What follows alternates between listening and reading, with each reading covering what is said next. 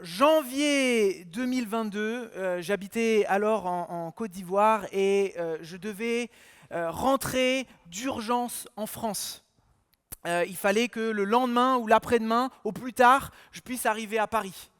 Et donc, Dieu a fait grâce, en très peu de temps, j'ai pu rassembler l'argent et partir rapidement à la capitale pour pouvoir me rendre à Paris. Donc j'ai réussi à avoir mon billet, c'était un vrai soulagement. Et je ne sais pas si vous vous en souvenez, janvier 2022, c'est aussi le moment où il fallait faire les tests Covid avant de voyager. Et donc j'ai fait 600 km tout seul avec ma voiture pour me diriger vers Abidjan, la capitale. Je fais mon test Covid, j'ai mon vol demain, test positif. Coup de stress parce que je dois absolument être là, comment faire? Et donc toute ma famille, tous mes amis ont prié, Seigneur, s'il te plaît, s'il te plaît, s'il te plaît. Je retente ma chance, qui ne tente rien à rien. Je fais un test Covid le soir même, test négatif. Quel soulagement! Un vrai soulagement, et j'étais tellement reconnaissant envers Dieu de pouvoir rentrer en France à ce moment-là, d'avoir pu avoir l'argent pour avoir un billet de toute urgence. Vous savez à quel point les billets peuvent être chers quand vous les prenez pour le lendemain ou l'après-lendemain. D'avoir un test Covid négatif et de pouvoir être dans la salle d'embarquement et de me diriger vers ce fameux tunnel, vous savez, où vous rentrez vers l'avion. Et donc je me dirige tranquillement vers la porte de l'avion. Et un steward me prend mon billet et me dit « Monsieur Short, suivez-moi ». J'ai dit « Qu'est-ce que j'ai fait ?» Il me dirige vers un endroit que je ne connaissais pas, la business class. Et à ma grande surprise, j'ai découvert que j'étais surclassé. J'étais déjà soulagé de pouvoir partir, j'étais déjà soulagé d'être dans l'avion, et voilà que maintenant on me donnait infiniment plus, une surprise totale, une surprise inespérée d'être en business class. Et je vous avoue que c'est la classe. Eh bien, la facette de la bonne nouvelle que nous allons voir aujourd'hui devrait provoquer en nous ce type de sentiment. Pour ceux qui nous rejoignent, qui sont de passage, nous, dans notre église depuis Pâques, nous avons une série de prédications où nous étudions ensemble les facettes de la bonne nouvelle. Et dès le début, j'avais essayé de comparer ça, alors de façon imparfaite, bien évidemment, à un diamant avec plusieurs facettes. Et au fur et à mesure qu'on observe les facettes d'un diamant, on se rend compte à quel point il est beau, il est magnifique, il y a des reflets, etc. etc. Et de la même façon, l'évangile, c'est déjà magnifique en soi, mais quand on s'approche et qu'on lit la parole et qu'on découvre tout ce qu'il y a derrière cette bonne nouvelle, tous les bénéfices qui nous sont accordés, on dit waouh, waouh.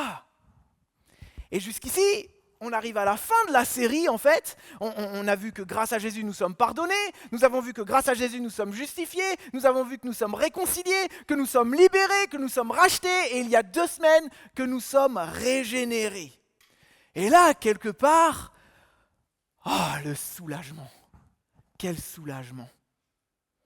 C'est déjà la place dans l'avion qu'on ne pouvait pas espérer. Mais ce matin, j'ai la tâche ardue de vous emmener en première classe spirituelle. Aujourd'hui, on s'approche de la facette adoptée. Une facette surprise, quelque part, inattendue, qui est censée provoquer ce type de sentiment en vous.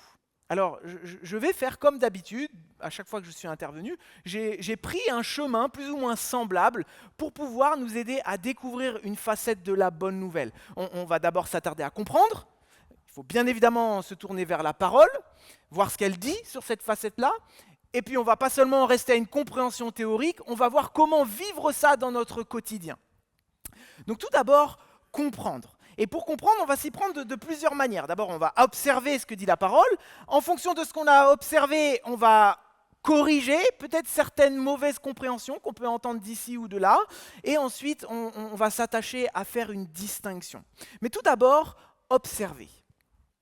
En fait, quand on parle de l'adoption, que grâce à Jésus-Christ, grâce à son sacrifice, grâce à sa résurrection, nous sommes adoptés, ce terme n'est utilisé que 5 fois dans la Bible. Seulement 5 fois.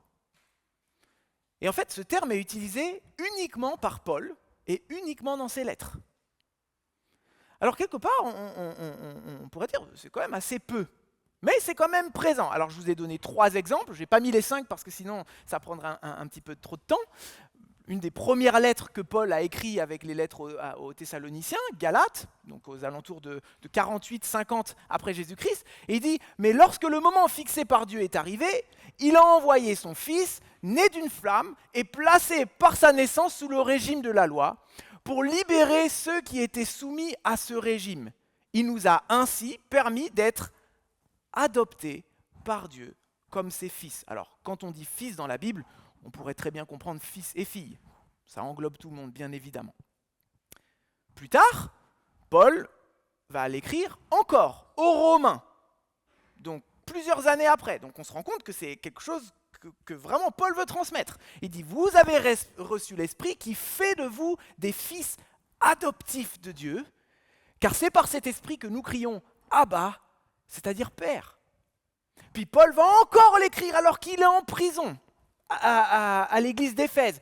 Puisqu'il nous a aimés, il nous a destinés d'avance à être ses enfants qu'il voulait adopter par Jésus-Christ. Voilà ce que dans sa bonté, il a voulu pour nous.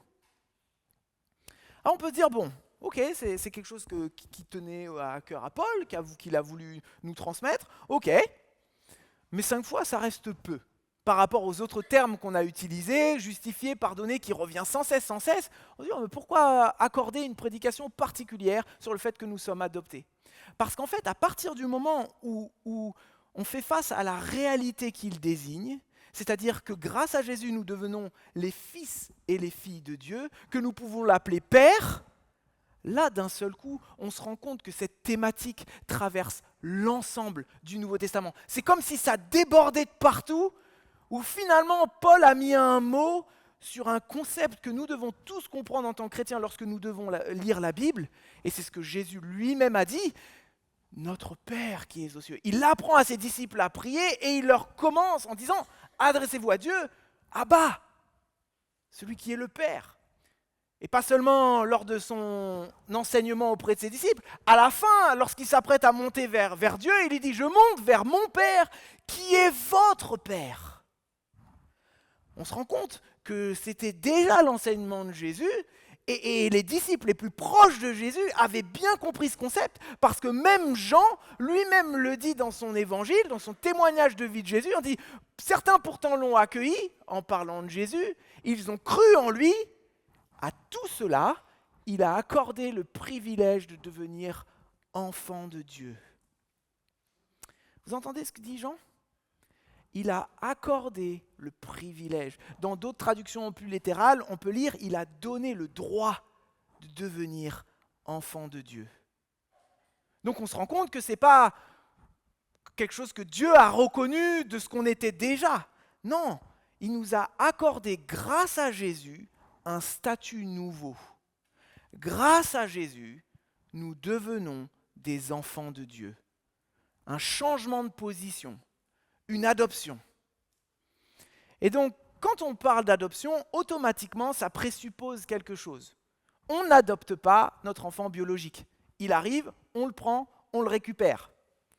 Un père n'adopte pas son enfant biologique. On est tous d'accord avec ça. Il adopte celui qui, au départ, ne lui appartenait pas. Le mot lui-même contient donc un aveu, et on l'a déjà vu plusieurs fois dans nos prédications précédentes, et je vous invite à regarder sur YouTube si vous en avez raté, que nous n'étions pas dans la famille de Dieu. Nous étions aliénés, nous étions captifs, nous étions esclaves, nous étions séparés et on a étudié tout ça ensemble. Mais finalement, quand on comprend ce concept de l'adoption, qu'on observe ce que dit la parole, il y a une première correction qu'on doit faire. Une correction qui me semble importante parce qu'on l'entend régulièrement. Chez certains chrétiens, malheureusement, mais aussi chez certains agnostiques qui croient à une puissance supérieure. L'idée que finalement, nous tous, nous sommes des enfants de Dieu.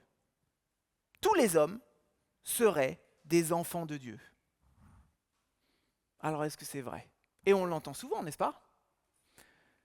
Alors oui, nous sommes des créatures de Dieu. Il nous soutient d'un amour de créateur, mais la Bible est claire et il faut que nous l'entendions. Nous ne sommes pas tous les enfants de Dieu. Et Jésus a été très direct en s'adressant notamment à des gens qui croyaient en Dieu, donc des gens qui avaient une foi dans un Dieu créateur. Il leur dit ceci: pourquoi ne comprenez-vous pas ce que je vous dis? Parce que vous êtes incapables de recevoir mes paroles. Votre père, c'est le diable. Et vous voulez vous conformer à ses désirs. C'est brutal ce que dit Jésus. C'est direct, c'est précis. Mais la bonne nouvelle de Jésus est un message sans ambiguïté et c'est un message exclusif. Et c'est la raison pour laquelle, au 1er siècle, la bonne nouvelle de Jésus a tant choqué, parce que c'était un message exclusif, parce que Jésus affirmait être Dieu lui-même, et ça, les gens ne pouvaient pas l'accepter. Mais même aujourd'hui, quelque part, ce message exclusif choque.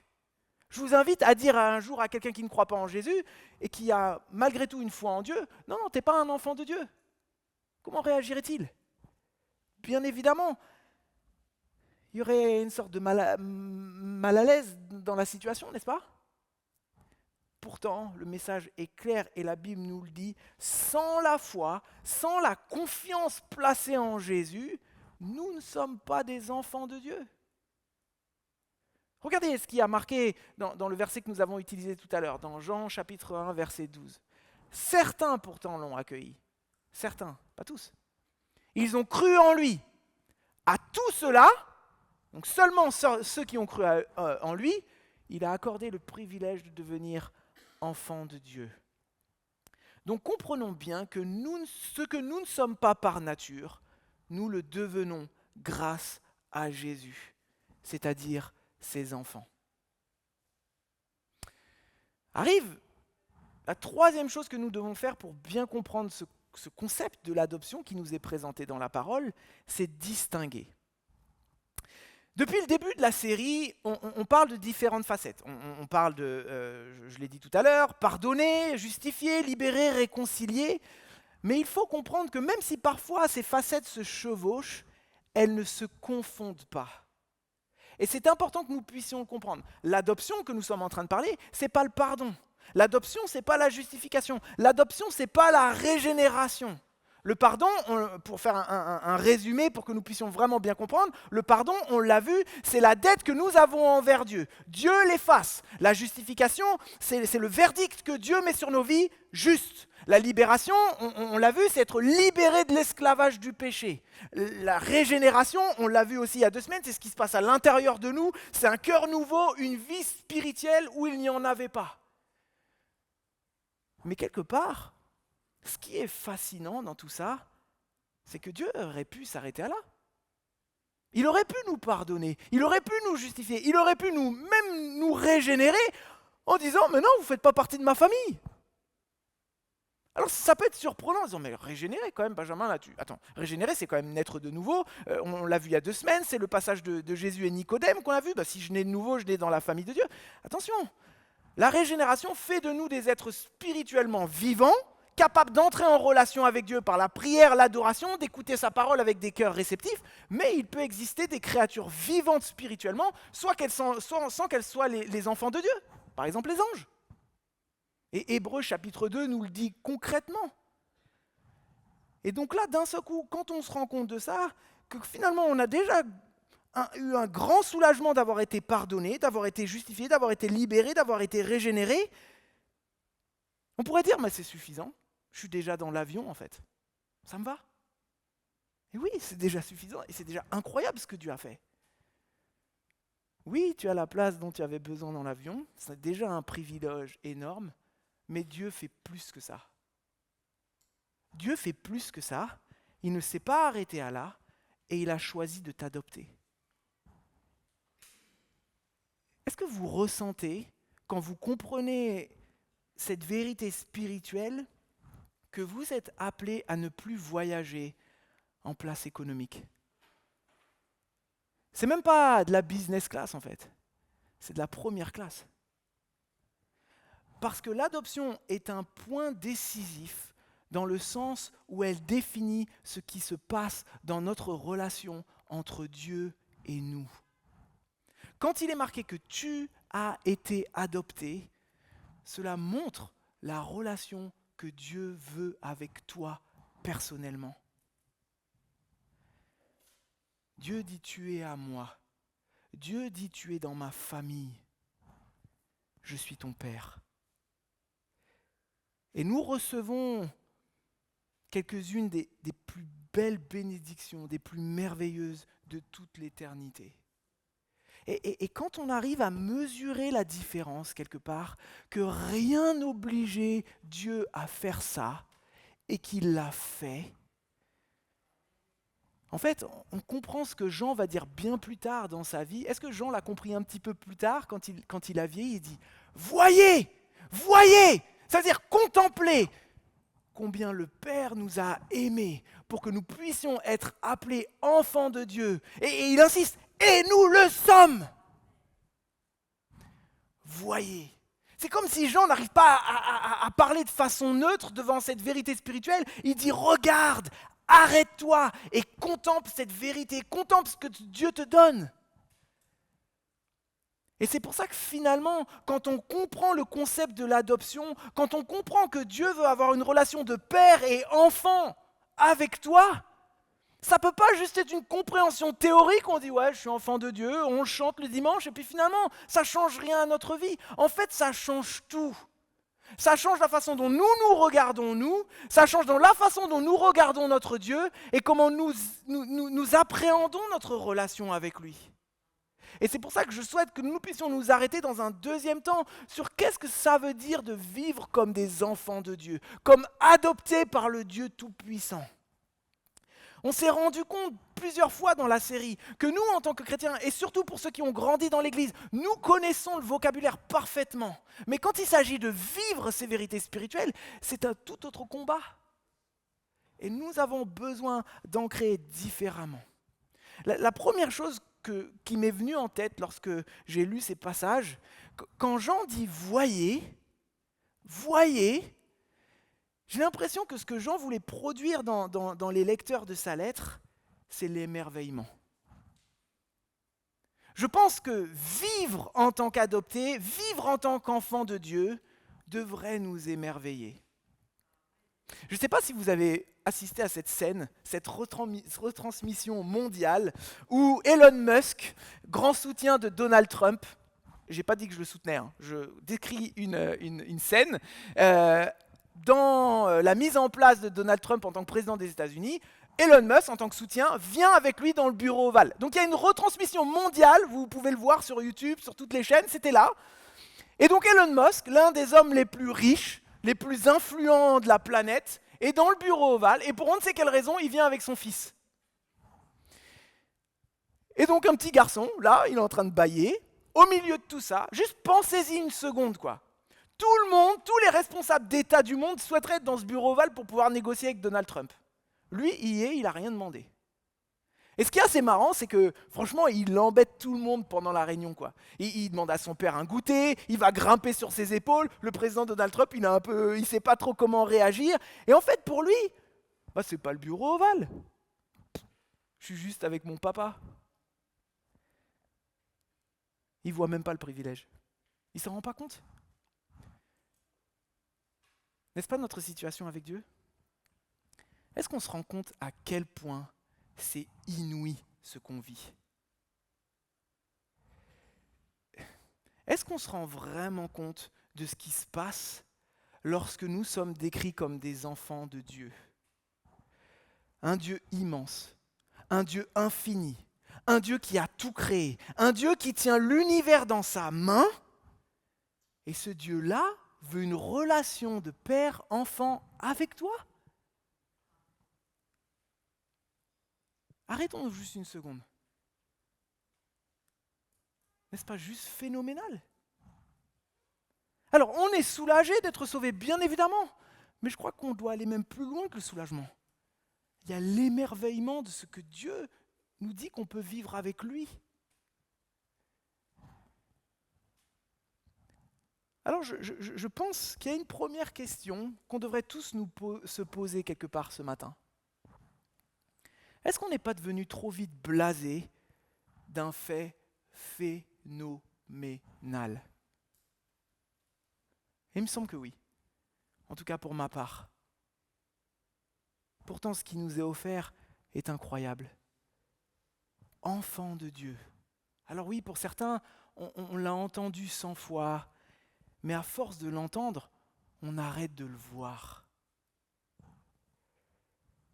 On récite une vérité qui devrait nous mettre à genoux, les amis. Tu es un enfant de Dieu. Et voici pourquoi Jean, des années après avoir suivi Jésus, continue à dire « Voyez, contemplez ». Que Dieu nous aide à vivre ce privilège, n'est-ce pas ? Et je pense que nous avons besoin d'apprendre, justement, à vivre en tant qu'enfants de Dieu.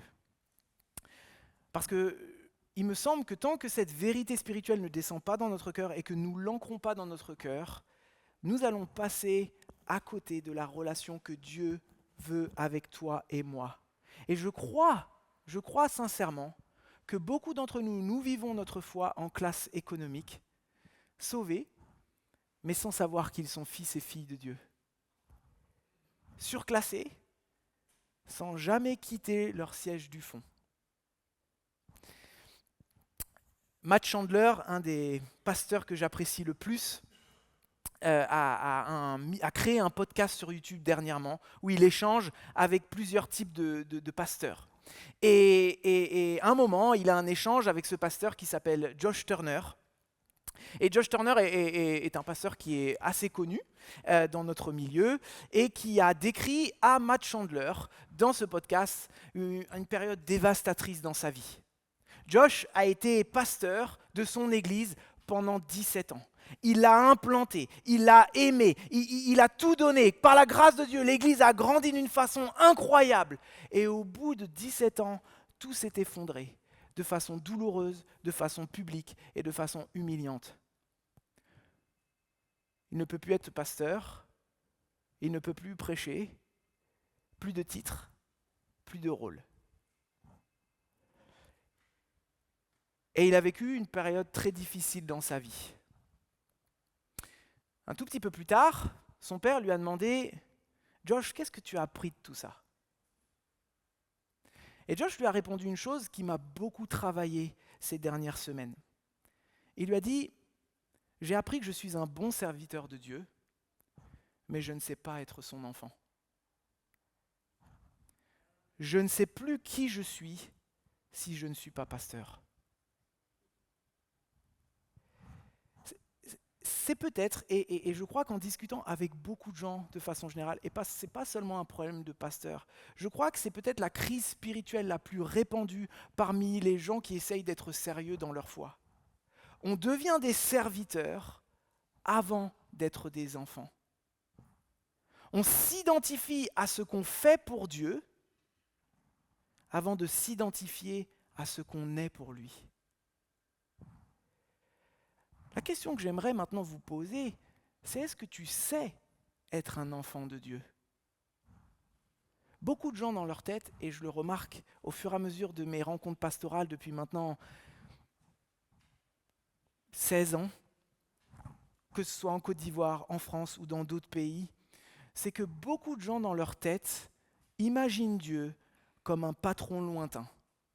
Il donne des ordres, il vérifie le travail, et tant que tu fais ce qu'il faut, il te laisse tranquille en fait. Un Dieu qu'on sert. Mais la Bible ne nous présente pas un patron, elle nous présente un père. Nous ne sommes pas les employés d'un Dieu distant. Nous ne sommes pas les employés d'un tyran. La Bible nous présente un père. Et si nous restons quelque part avec une vision de Dieu qui n'est pas celle que la Bible nous donne, si nous vivons avec une vision de Dieu qui ne nous est pas offerte par Dieu, c'est comme si on voyageait en classe éco avec les genoux qui font mal, le dos qui est douloureux, alors que ce n'est pas ce qui nous est demandé de faire. Et certains vivent leur vie de chrétien comme un poids, comme un fardeau, parce qu'ils ont une mauvaise vision de ce que Dieu veut avoir avec eux comme relation. Nous sommes les enfants bien-aimés du Dieu Tout-Puissant. Et nous avons le droit de nous approcher de lui et de dire « Mon Père ». Alors je répète la question. Est-ce que tu sais être un enfant de Dieu ? Alors pour certains, je n'ai pas demandé si tu sais être un prédicateur. Je n'ai pas demandé si tu sais être un bon responsable d'organisation.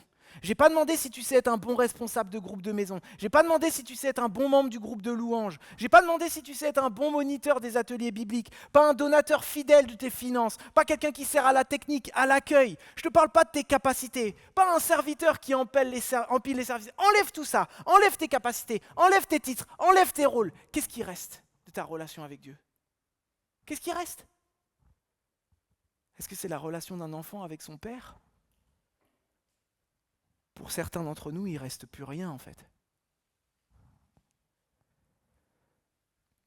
Nous sommes les enfants du Père Tout-Puissant. Et devant Dieu, avant tout ce que tu fais pour lui, il y a ce que tu es pour lui. Son enfant bien-aimé. Aucun service ne te le donne, aucune absence de service ne te l'enlève. Mon fils, le soir, ne se justifie jamais d'être à la table de son papa. Quand je mange avec mes enfants, ils arrivent, ils connaissent leur place, ils s'assoient tranquillement, ils ne sont pas en train de se justifier. « Oh mais papa, moi j'ai fait ça c'est aujourd'hui, hein. Et puis j'ai eu des bonnes notes, etc. » Qu'ils ont eu des bonnes notes ou pas, ils mangent à ma table. Ce sont mes enfants. Pourquoi cherchons à nous justifier devant Dieu que nous méritons quoi que ce soit pour être à sa table alors qu'il a déjà justifié toute chose en Jésus-Christ ? Vous pouvez manger à la table du Seigneur et c'est d'ailleurs ce qui va arriver et ce que nous faisons en rappel de ce que Jésus a fait pour nous, mais aussi en vision de ce que nous allons faire avec notre roi Jésus. Alors, je sais, parce que j'ai déjà prêché sur ce thème et que j'ai déjà eu des retours, que lorsque je parle de Dieu comme notre Père, pour certains ça résonne très mal. Ça résonne mal parce que pour certains, vous avez eu un père absent. Pour certains, vous avez eu un père dur. Pour d'autres, vous avez un père qui vous a fait du mal. Et quand je dis Dieu est ton père, il y a quelque chose qui se ferme. Parce que finalement, ton expérience du père, c'est plutôt la blessure et le vide que des bonnes expériences. Et je ne veux pas minimiser cela. C'est réel dans la vie de beaucoup d'entre nous. Mais voici ce que je veux pouvoir vous dire ce matin, à tous ceux à qui ça résonne comme ça dans leur cœur. Ton père terrestre n'est pas le modèle de référence. Dieu, et j'irai même plus loin en fait, Dieu n'est pas une version améliorée de ton père. C'est l'inverse. Ton père était censé être un reflet de Dieu. Et pour certains d'entre nous, malheureusement, il a été une copie abîmée, une copie parfois méconnaissable. Et l'invitation de ce matin pour chacun d'entre nous, c'est peut-être de vous mettre à construire une vision du Père, non pas à partir de ce que vous avez vécu, mais à partir de l'original. Pas à partir de la copie cassée. Et j'ai bien conscience que ça ne se règle pas en un dimanche, mais ça commence par une décision. Regardez ce que Dieu dit de lui-même au lieu de projeter sur Dieu ce que tu as vécu. Et je crois aussi que je voudrais m'adresser aux parents, aux pères en particulier, que nous avons une responsabilité auprès de nos enfants de refléter qui est notre Dieu. Et que quand nous remarquons à quel point beaucoup de gens sont abîmés dans leur relation avec Dieu parce qu'ils n'ont pas eu un bon exemple familial, nous comprenons donc bien que nous devons faire bien attention dans l'éducation de nos enfants et de ce que nous voulons produire en eux. Avoir Dieu pour père, ce n'est pas une idée abstraite. La Bible, elle est très concrète. Alors je ne peux pas être exhaustif ce matin sur tout ce que ça veut dire dans notre vie. J'aimerais vous partager juste quelques aspects qui me semblent importants en fonction de ce que j'entends. La première vérité qui nous est donnée, notamment dans le psaume 103, certains ont besoin de noter ce psaume-là pour le lire, c'est que Dieu te comprend. Nous avons un Père qui a compassion de ses enfants.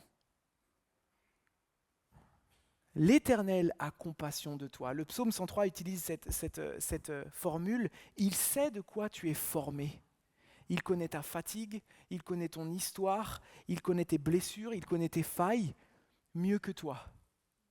Vous savez, aujourd'hui, la grande mode de notre jour, c'est de découvrir les blessures au plus profond de notre cœur. Donc on va voir des psychothérapeutes, des psychologues, on va voir parfois le pasteur pour ça aussi. Et finalement, on a besoin de tout un processus, une thérapie pour comprendre ce qui nous a blessés au plus profond. Dieu, il le sait déjà ça. Il n'a pas besoin d'un cheminement pour comprendre ce qui t'a blessé, ce qui a été tes failles.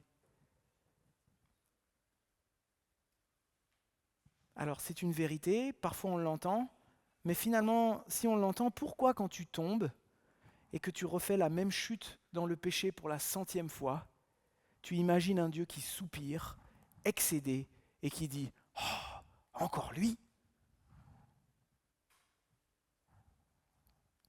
Non. La colère, elle est déjà tombée sur Jésus. Nous avons un Père qui sait de quoi tu es fait, et il veut t'aider à te relever, pas te faire payer.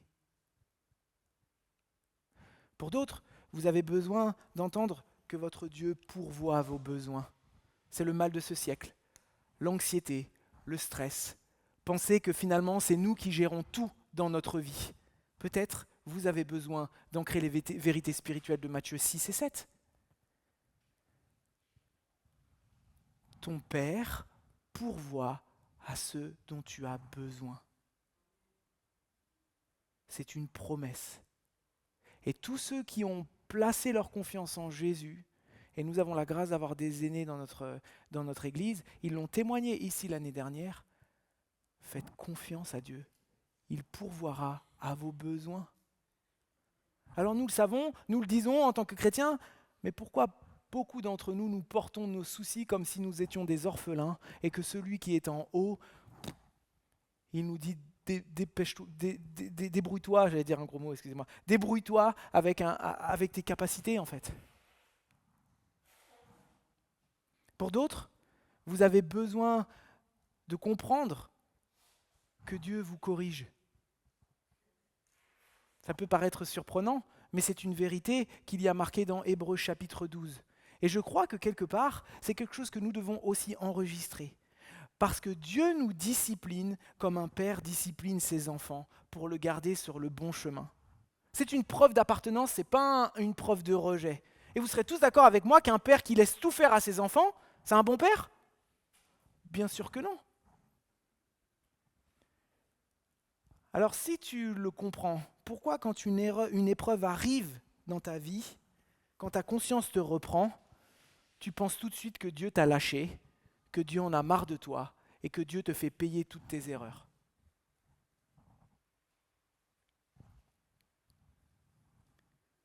Ne faudrait-il pas dire « Mon Père m'aime, il me traite comme un fils. Qu'est-ce que je peux apprendre de cette épreuve? Où est-ce que le Seigneur veut me façonner? Où est-ce qu'il veut me mettre sur le bon chemin ?» Et je pourrais continuer pendant 1 heure d'application de ce que ça veut dire dans notre vie, dans la façon dont nous percevons les épreuves de nos vies, de ce que nous vivons. Mais je crois que la vérité qui ressort le plus du principe de l'adoption, en fait, c'est l'adoption elle-même, le concept de l'adoption. C'est que l'adoption, c'est un choix. Un enfant biologique, on le reçoit. L'enfant sort de la maternité, on vous le donne, c'est votre enfant, ok. Mais un enfant adopté, on va le chercher. Et pour tous ceux qui ont dans leur entourage des gens qui ont adopté dans leur famille, vous vous rendez compte à quel point c'est assez astreignant de pouvoir adopter un enfant en France. Il faut avoir du courage. On n'adopte pas un enfant par accident. On ne dit pas « Hop, il est arrivé chez moi ». Non, c'est d'une décision, c'est une démarche, c'est une volonté. Alors certains ont besoin d'écouter ça. Dieu t'a adopté, Dieu t'a choisi. Quand tu es venu à Jésus, il n'a pas hérité de toi à contre-cœur en disant « Oh zut, il a accepté mon fils Jésus-Christ ». Non, il t'a choisi, il t'a appelé. Et il ne te tolère pas dans un coin de sa famille, il t'a voulu. Et ça, je crois que ça devrait changer le regard que nous portons sur nous-mêmes. Beaucoup m'ont confessé que le matin, au fond, le sentiment qui est en eux, c'est d'être de trop, d'être seulement toléré par Dieu, de ne pas être digne de quoi que ce soit. Et puis on traîne ça au travail, on traîne ça dans nos relations, jusque dans nos prières. Certains ont besoin d'entendre ça. Tu n'es pas toléré par Dieu, tu as été choisi par Dieu. Le Dieu de l'univers, bien avant la fondation du monde, et vous pouvez lire Éphésiens 1 à ce sujet, il t'avait choisi. Et il a dit, celui-là, il va être dans ma famille.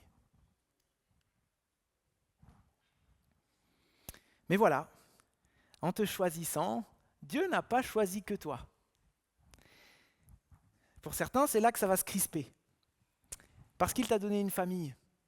Il t'a donné des frères et des sœurs, et tu n'es pas un enfant unique. Tu es entré dans une maison qui est déjà pleine. Et c'est le dernier point que je veux avoir avec vous, c'est que pour vivre vraiment comme des adoptés de Dieu, nous devons apprendre à vivre comme frères et sœurs. Et là, Romains 8 est assez clair, j'aurais pu en citer plein d'autres. En effet, ce que Dieu a connu d'avance, il les a aussi destinés d'avance à devenir conformes à l'image de son Fils, afin que celui-ci soit l'aîné de nombreux frères. Autrement dit, Jésus est l'aîné, nous sommes la fratrie, et en t'adoptant, Dieu t'a donné des frères et sœurs. Et vous êtes les premiers à savoir que nos frères et sœurs, on ne les choisit pas. Je me suis surpris la semaine dernière en train d'essayer d'arbitrer une dispute entre ma fille et mon fils. Et voici ce que j'ai dit à ma fille. Naomi, pourquoi tu fais ça à ton frère ? C'est ton frère quand même ! Qu'est-ce que ça veut dire ? Qu'est-ce que j'ai voulu communiquer à mes enfants ? Un ami, si le courant ne passe plus, on peut prendre ses distances quelque part. On l'a choisi et on peut s'en éloigner. Mais le problème de Naomi et Christopher, c'est qu'ils vont se retrouver à la même table ce soir. Et que leur dispute n'a pas seulement un impact sur eux, mais aussi sur toute la famille et l'ambiance pourrie qu'ils vont mettre.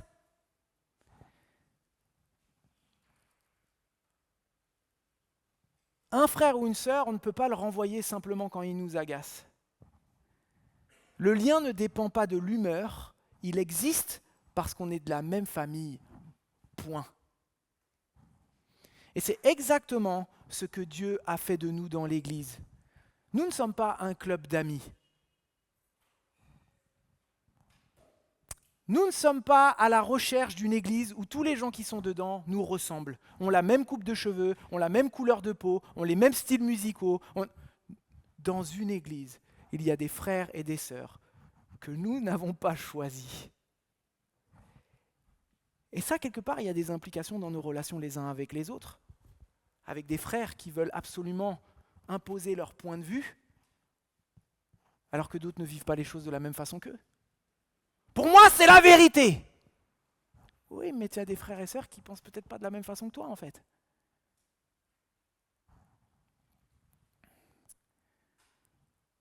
Regardez ce que Paul dit à Timothée. C'est assez frappant. Ne rudoie pas un homme âgé, mais encourage-le comme s'il était ton père.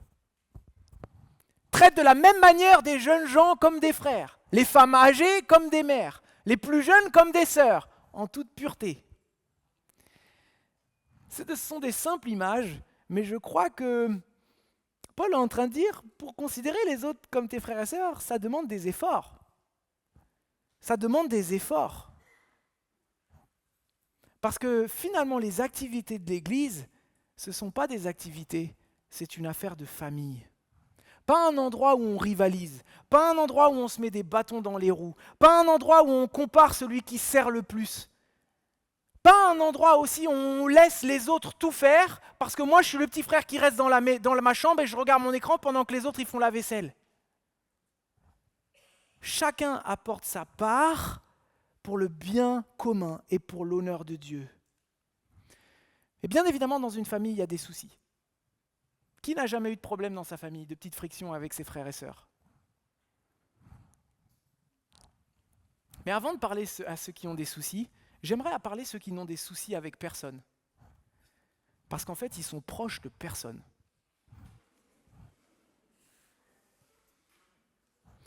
Alors laissez-moi vous poser quelques questions. Depuis combien de temps venez-vous ici à l'église ? Est-ce que quelqu'un dans cette salle connaît vraiment qui tu es ? Ce que tu traverses ? Est-ce que tu connais au moins ce que traversent d'autres personnes dans l'église ? Est-ce que ça t'intéresse même ? Je ne parle pas d'un bonjour, ça va à la sortie. Est-ce que si cette semaine tu tombais malade, si tu traversais une épreuve, est-ce que quelqu'un dans l'église le saurait ? Si quelqu'un tombait malade, était en difficulté dans l'église, est-ce que tu le saurais ? Est-ce que tu serais la personne à qui on s'adresse ? Ou est-ce que finalement, je regarde le message sur Signal du pasteur, je mets une petite prière et puis finalement, ça ne change rien à ma vie. Alors pour certains, bien évidemment, oui, c'est le cas. Mais pour certains, la réponse est claire, c'est non. On vient le dimanche, on dit bonjour et on repart le plus vite possible. On est là, sans y être. Alors écoutez, parce que je pense que c'est important. L'adoption, c'est pas seulement un paquet de bénéfices à recevoir. C'est une famille dans laquelle on s'engage. On ne peut pas vouloir l'un sans l'autre. Pose-toi la question honnêtement. Est-ce qu'au fond de toi, quand tu agis comme ça, tu n'es pas en train de dire « Dieu, les bénéfices de ta famille, je les prends volontiers ». Mais la responsabilité d'en être membre, les fardeaux des autres à porter, le temps à donner dans ma semaine, moi ça m'arrange moins. Un enfant, et pour ceux qui sont parents ou pour ceux qui ont des frères et sœurs, un enfant qui vient à la maison que pour manger et repartir dans sa chambre sans jamais partager la vie des autres, est-ce qu'il vit vraiment comme un enfant ? Est-ce que vous, parents, vous seriez contents que votre enfant réagisse comme ça ? Est-ce que vous, frères et sœurs, vous seriez contents que les autres vous laissent tout faire ? Bien évidemment que non. Pourtant, n'est-ce pas comme ça que certains d'entre nous considèrent l'Église ?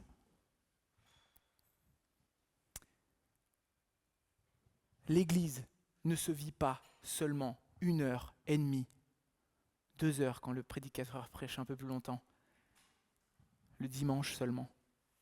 Que tu le veuilles ou non, ça ne se vit pas comme ça l'Église.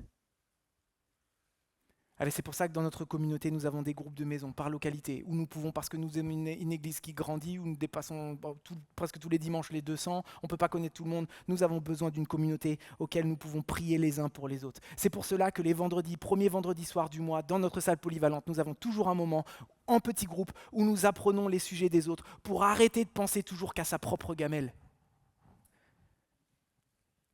Et je crois qu'une des choses que nous devons travailler dans notre Église, c'est aussi de s'inviter les uns les autres à manger. Trop peu dans notre Église. Et je suis désolé de faire ce comptard, mais j'ai été dans beaucoup d'églises et c'est quelque chose que j'ai ressenti au tabernacle très fortement. C'est que très peu d'entre nous nous invitons les uns les autres chez nous pour partager un moment convivial. Et notamment les gens que nous ne connaissons pas. Non, je ne les connais pas, je préfère m'attacher à ceux que je connais déjà. Nous partageons que très peu nos foyers. Et je crois que nous avons des efforts à faire à ce niveau-là. Alors je sais aussi que certains en souffrent. Certains en souffrent parce qu'ils sont introvertis. Et vous aimeriez être connus, mais vous ne savez pas comment faire. Si vous êtes nouveau, et certains d'entre vous, je le sais, vous avez des blessures passées aussi parce que vous avez été abîmés dans vos anciennes communautés. Venez nous voir, venez voir les pasteurs, venez voir les anciens. Et nous allons vous aider à vous intégrer dans une famille qui veut vivre pour Jésus. Mais ne pensez pas que vous allez jamais avoir de friction dans une famille, c'est pas possible. Alors, bien évidemment, justement, il n'y a pas que la distance, il y a la brouille. Parce que dans une famille, ça frotte. Moi, je me rappelle, je vous confesse un péché. Il y a 3 ans, je me suis frictionné avec ma sœur, Sarah. Sarah et moi, on a des forts caractères. C'est une femme politique et moi, je suis pasteur. On a quelques petites incompréhensions. Et pour une histoire de rien du tout, une broutille, on s'est braqué, on a boudé et on ne s'est pas parlé pendant quelques semaines. Et ma mère m'a convoqué à la maison. Et quand maman convoque, il faut y aller. Elle ne m'a pas fait la morale pendant 1 heure, mais elle a dit « Benjamin, c'est ta sœur. Une famille, on n'en a qu'une. je veux au moins que vous puissiez vous parler. Ce que ma mère voulait pour ses enfants, ne pensez-vous pas que notre Père Céleste fait la même chose pour nous? Et bien au-delà, il dit la même chose à chacun d'entre nous, pour tous ceux qui ont placé leur confiance en Jésus, ici. Il vous dit ce matin, regarde ceux qui sont autour de toi. Je veux que vous viviez comme des frères et des sœurs. Vivez comme tels. Alors laissez-moi vous poser encore quelques questions, parce que c'est le dernier point. Est-ce qu'il y a quelqu'un dans cette église à qui tu ne parles plus? Est-ce qu'il y a quelqu'un que tu évites à la sortie du culte, dont tu changes d'aller pour ne pas le croiser? Une brouille que tu laisses traîner depuis des semaines, des mois, des années, et une rancune que tu héberges en gardant le sourire le dimanche. Alors soyons clairs sur ce que ça veut dire et ce que ça ne veut pas dire. Être frère et sœur en Christ, c'est pas être les meilleurs amis du monde.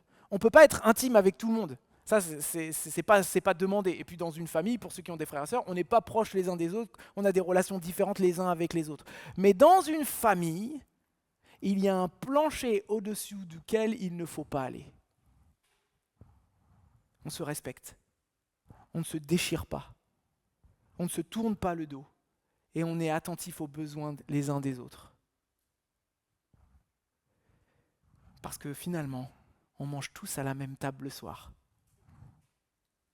Que nous le voulions ou non, nous avons tous été adoptés par Dieu et ton voisin aussi. Quand ma mère m'a demandé de me réconcilier avec ma sœur, je me suis réconcilié depuis, vous inquiétez pas, je me suis confessé. Avec ma sœur, on est inséparables, on s'aime beaucoup. Mais tout ce qu'elle voulait, c'est pas qu'on devienne inséparables et qu'on s'appelle tous les jours. Mais elle demandait qu'on se parle, qu'on se respecte et qu'on agisse comme tel. Est-ce que vous considérez l'Église comme votre famille? Alors pour conclure, je veux simplement vous dire, arrêtez de voyager en classe économique. Venez en première classe. Arrêtez de vous lever le matin comme un orphelin qui doit mériter sa journée. Tu es aimé avant d'avoir rien fait. Arrête de servir pour prouver quelque chose. Tu n'as rien prouvé. Tu sers parce que tu es déjà dans la famille et tu veux que la famille tienne bon. Tu veux que tout le monde mette la main à la pâte. Tu veux pas que ton frère soit fatigué, donc tu vas l'aider. C'est une joie en fait. Parce que finalement, nous avons quelque chose de bien plus grand à faire. C'est honorer tous ensemble notre Père. Et nous n'avons que peu de temps pour les petites broutilles, alors qu'on a du boulot en France pour élever le nom de notre Dieu, n'est-ce pas? Alors pour certains, peut-être vous n'avez jamais compris cette adoption, vous ne l'avez jamais reçue. Vous avez regardé pour certains Dieu comme un tyran lointain, jamais comme un père.